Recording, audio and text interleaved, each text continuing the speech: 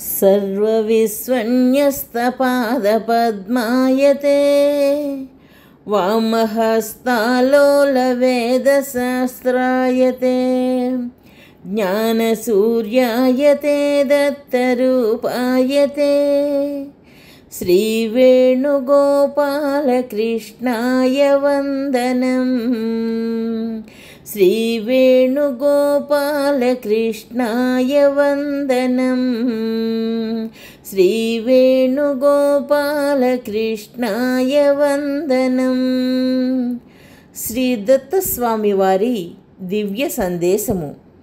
హిందూ మతములోని క్రతువులు, వాటి ఆవశ్యకత, 2వ భాగము. మరణించిన జీవునకు భగవద్గీతలో 2 మార్గములు చెప్పబడినవి. నిజముగా ఆలోచించినచో మరణించిన జీవుడు భగవద్గీతలో చెప్పబడిన 2 మార్గములలో ఏదో ఒక మార్గమున ప్రయాణించును. అవియే శుక్ల మరియు కృష్ణ మార్గములు. శుక్ల కృష్ణ గతిహ్యేతే అని గీత. మొదటి శుక్ల మార్గములో ఆత్మ భగవంతుని చేరును మరియు అట్టి ఆత్మకు ఏ విధమైన ఆహారమూ అవసరము లేదు. నహితేన పధా తనుత్యజః తనయా వర్జిత పిండకాంక్షిణః. 2వ కృష్ణ మార్గము 3 భాగములుగా విభజింపబడినది. ఉన్నత భాగము స్వర్గము. ఈ లోకమున ఆహార పానీయముల అవసరమే లేదు. ఉభే తీర్త్వా అసనాయ. దాని క్రింద లోకము పితృలోకము. ఈ లోకములో కూడా ఆహార పానీయములు అవసరము లేదు. కారణము, ఆత్మ అస్తిత్వానికి కావలసిన శక్తి చంద్రుని నుంచి వచ్చు కాంతి ద్వారా సమకూరును.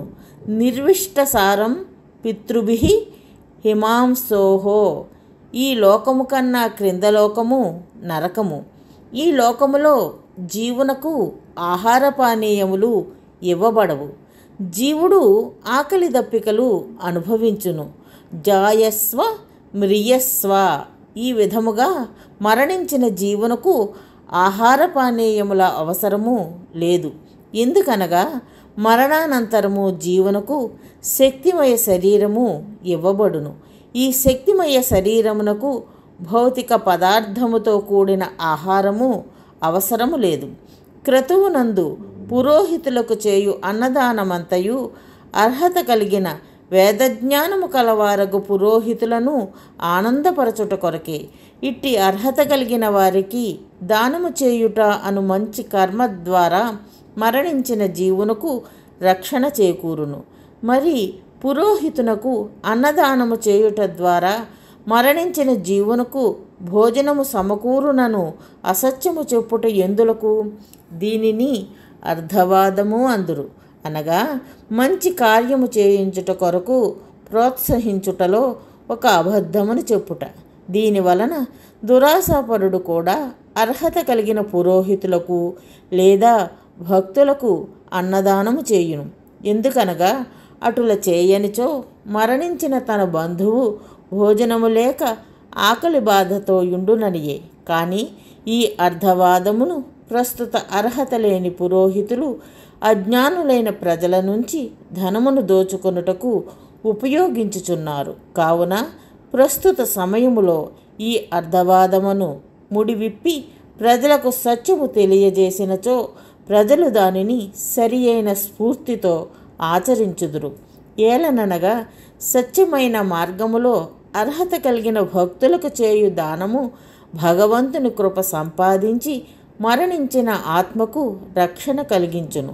కనుక సత్యమును తెలియజేసి ఆ మార్గము ద్వారా మరణించిన ఆత్మకు భగవంతుని రక్షణ పొందగలిగినచో ఈ అసత్యముతో కూడిన అర్ధవాద మార్గము అవసరమేలా? మరణానంతర క్రతువులో అర్హత కలిగిన పురోహితునకు గోదానము చేయుదురు. దీనిలోని అర్ధవాదము ఏమనగా, మరణించిన జీవుడు నరకము ముందున్న నదిని చీము మరియు రక్తముతో కూడినది దాటుట కొరకు అనియే. ఈ విధముగా అర్ధవాదము గోదానము అను మంచి కార్యమునకు ప్రోత్సహించును. కానీ నదిని దాటుట అనునది అసత్యము. ఇదే విధముగా యుక్త వయస్సులోని ఎద్దును కూడా వదిలివేయుదురు. కారణమేమనగా ఫలదీకరణము ద్వారా గోజాతి వృద్ధి చెందును. సాధారణముగా ఎద్దులను ఫలదీకరణమునకు ఉపయోగపడకుండా చేసి వాటిని వ్యవసాయమునందు ఉపయోగించుదురు. ఈ విధముగా గోజాతిని వృద్ధి చేయుట కొరకు ఈ అర్థవాదమును ప్రవేశపెట్టినారు. సర్వసాధారణముగా ప్రతి జీవుడును స్వార్థపూరిత కర్మలలోనే వ్యవసాయాభివృద్ధికై నిమగ్నుడై ఇటువంటి మంచి దాన ధర్మములందు ఆసక్తి చూపడు. పైన తెలియజేసిన దానములన్నీ మరణించిన జీవునకు సద్గతి కలుగచేయును. కనుక ఇటువంటి దానములను సత్యమును తెలియచేయుట ద్వారా సాధించగలిగినచో ఈ అర్థవాదము అవసరము లేదు. అర్థవాదమును ఉపయోగించి అనర్హులైన పురోహితులు లబ్ధి పొందుచున్నారు. అనర్హులైన వారికి దానము చేసినచో పాపము కలుగును, మరియు మరణించిన జీవుని శిక్షలు కూడా పెరుగును. దానము తీసుకొని వాని అర్హతపైనే దానము యొక్క ఫలితము ఆధారపడును. ఒకవేళ అర్హత కలిగిన వాడు దొరకని ఎడల క్రతువును అర్హత కలవాడు దొరుకు వరకును వాయిదా వేసుకొనవచ్చును. కానీ ఈనాడు అజ్ఞానులైన ప్రజలు ఈ విషయమునకు అంత ప్రాముఖ్యత ఇచ్చుటలేదు. వీరు సామాన్యముగా చనిపోయిన రోజునే క్రతువు మరియు దానములను చేయుటకు ఉత్సాహము చూపుచున్నారే గాని దానము తీసుకొని వాని అర్హత ఆలోచించుటలేదు. దానమునందు ప్రదేశము మరియు సమయమునకు ప్రాముఖ్యత లేదు. నరకము యొక్క ఉనికి ఎగ్జిస్టెన్స్ 50% సంభావ్యత ప్రాబబిలిటీ పైన ఆధారపడి ఉన్నది. ఇప్పుడు నాస్తికుడు ఈ విశ్వములో నరకమే లేదని వాదించవచ్చును, మరియు తద్వారా ఈ క్రతువులు అనవసరమనియూ భావించవచ్చును. నేను నరకము యొక్క ఉనికిని చూపించలేకపోవచ్చున్నాను, కానీ అదే సమయంలో నాస్తికుడు నరకము లేదనియూ చెప్పలేకపోవచ్చున్నాడు. కారణమేమనగా ఈ విశ్వము అనంతము కావున, మరియు కనిపించని వస్తువులన్నీయూ లేవనియూ చెప్పలేము. విశ్వమంతయు వ్యాపించిన విశ్వశక్తి కాస్మిక్ ఎనర్జీ కంటికి కనిపించదు, కానీ కలదు. మనము దీనిని అత్యంత శక్తివంతమైన సూక్ష్మదర్శిని ద్వారా చూడగలము. కనుక కంటికి కనిపించని విశ్వమంతయు నిండిన శక్తిని సూక్ష్మదర్శిని మైక్రోస్కోప్ అను ప్రత్యేక పరికరము ద్వారా చూసి దాని ఉనికిని ధృవీకరించుచున్నాము. అదే విధముగా తపస్సు ద్వారా సాధించిన ప్రత్యేక శక్తి లేక భగవత్కృప అను ప్రత్యేక పరికరము ద్వారా ఊర్ధ్వలోకముల ఉనికిని తెలుసుకొనవచ్చును. నరకము సమీపంలోనే ఉండి ఉండవచ్చును, కానీ ఈ ప్రత్యేక పరికరము లేని కారణమున కనిపించదు. లేదా నరకము కంటికి కనిపించనంత ఈ అనంత విశ్వంలో చాలా దూరములోనైనా ఉండవలెను. మనమిద్దరము నరకము యొక్క ఉనికిని ఉన్నది లేక లేదు అని ఖచ్చితముగా చెప్పలేకున్నాము. ఈ స్థితిలో నరకము యొక్క ఉనికి 50% ఉండుటకును మరియు 50% లేకుండుటకును అవకాశము కలదు. ఒక గ్రుడ్డివాడు నడుచుచున్నాడు అనుకొనుము. ఒకడు వాని వద్దకు వచ్చి నీ మార్గములో నిప్పు కలదు అని చెప్పినాడు అని అనుకుందాం. మరి ఒకడు వచ్చి నిప్పు లేదని చెప్పినాడు అని అనుకుందాం. ఆ గ్రుడ్డివాడు నిజముగా తెలివిగలవాడైనచో వాడు వెనుకకు మరలుట మంచిది.